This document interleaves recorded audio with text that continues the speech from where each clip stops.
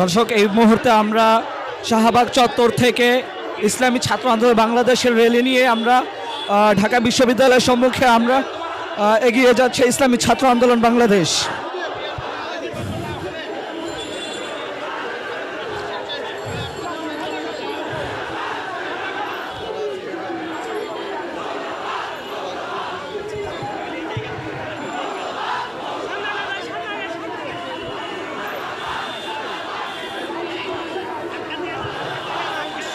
জানিয়ে রাখুন।